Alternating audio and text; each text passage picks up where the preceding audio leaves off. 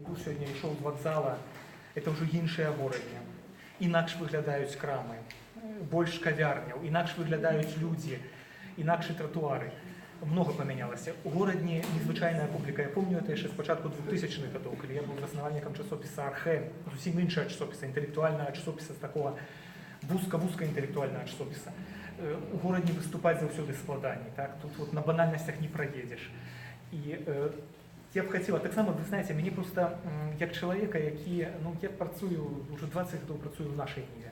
Штодзённая праца з навінамі, ты прапускаеш пра сябе гіганцкую колькасць інфармацыі, ты все ведаеш. Я стомлены ў пэўным сэнсе ад банальнасцяў. Так, я не хачу гаварыць пра тое, што відавочна. Я хачу гаварыць тое, што можа быць спрэчна, што можа быць у нечым я памыляюся, але каб гэта былі новыя думкі. Пытайцеся таму.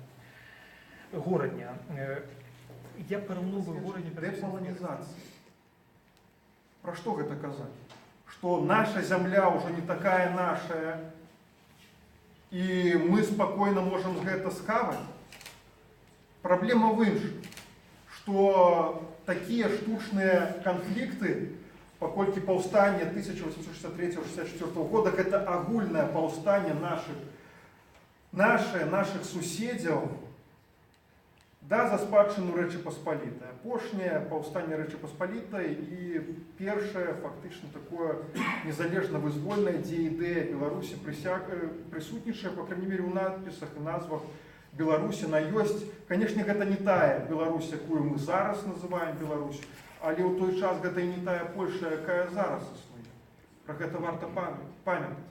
І галоўнае значэнне нашай гісторыі тое, што гэты часопіс, які сам стварае гісторыю. Вы, іншыя людзі, калі будуць чытаць яго, яны, магчыма, штосьці будуць пераглядаць па-іншаму, як тыя людзі, з якімі я правёў апошнія 7 дзён, 2 старыя чалавекі, аднаму 79 гадоў, з яскрава беларускай мовай, з Боранаўшчыны, іншыя 63, з Гродна. І яны чыталі і былі проста, скажам, под уздзеяннем, мякка кажучы, яны былі в шоку. Яны казалі, што ох, якая ж файная наша гісторыя. Ім, магчыма, упершыню было не так прыкра, яны з годнасцю чыталі пра тых людзей, пра якіх тут напісана. Таму, як сказаў Андрэй Дэнько, не варта казаць там нейкіх хвалебных рэчаў, я не кажу, я просто констатую факты. Дзякуй. Прыносяць больш прыбытку для выданняў, чым іх маткі, чым выданні. Я не буду говорить докладно, але умоўна кажучы, што гістарычны дадатак да часопіса Newsweek прыносіць больш прыбытку, чым сам часопіс Newsweek. Я подумал, а у нас же нема такого.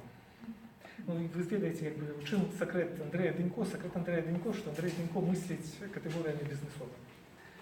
Я весь час зараз думаю про тое, як павялічыць акупнасць нашай нівы, як павялічыць, як зарабляць грошы. Я подумал, чаму не паспрабаваць. Але я не думаў, што это будзе настолькі паспяхова.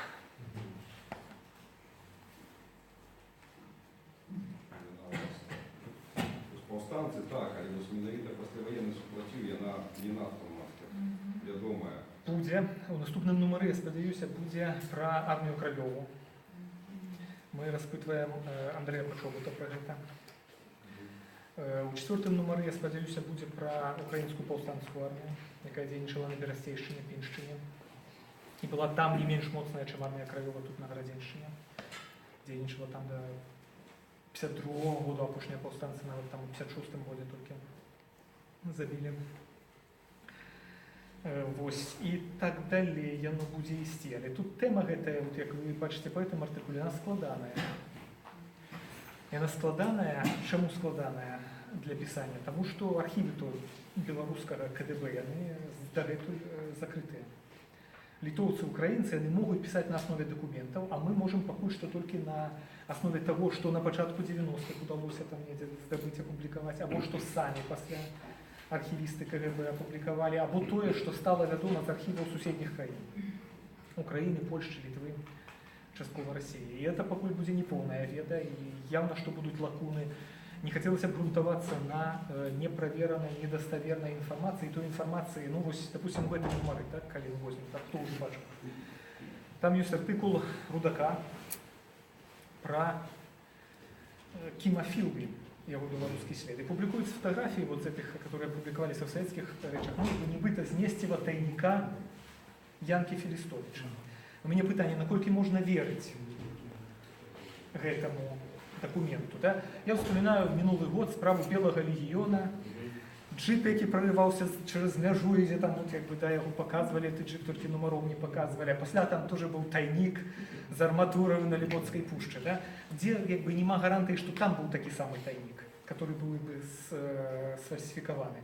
Ну, мы можем это в подписи подкреслить. Я без, якби, да, тут без некой идеологизации. Мне хочется просто, как в этом часописе, и он популярный часопис, але нема сенсу писать неправду. Мне хочется, как там была правда. Бо тільки правда, коли в Андрея Бачогута був судовний девіз у його на лайф-журналі ще, да? Тільки правда.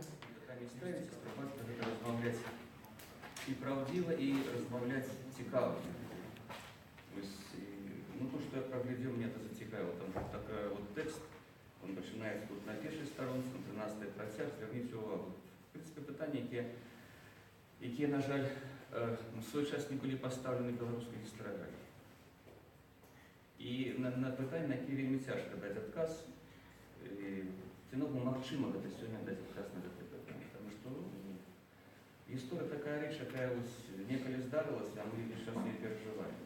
И мы оценим с сегодняшнего дня, мы люди 21-го столетия, и мы шмат ведаем про то, что было подчас повстання, и позднее, и після, и можем анализовать весь час, и вельми складно на это питание сказать, але вельми важно, как это питание постоять. Вони стояли, поставали це питання, я так думаю, що ось, ну, коли все буде розвиватися, як розвивається, ну, легше буде розвиватися, може бути. Тож питання про це повстання будуть і ставити наступне покоління. И снова будут задаваться, потому что життя сейчас меняется, некие по-новому начинают люди глядеть на то, что было ранее. И вельми добре, что часопис ну, ставит такие серьезные питания и дає можливість виказатися. Но, конечно, наклад, про який сьогодні пошел, наклад, померный наклад ураживает. Потому что, правда, в Беларуси, как вот тысячи продавались исторической литературы, это нечто новое. Потому что мы в прошлый раз, когда выдавали наши городенские сборники материалов, городенские полимсесты, инши, это было у нас 200, 300. То некто была проблема, это потом повести памятник, который еще до этого часа продавался. Ну да, правда, інший жанр, але так вот, у меня такое уже было уражение, что нема аудитории фактично. Нема аудитории, но оказывается, что аудитория есть. Треба писать по-іншому,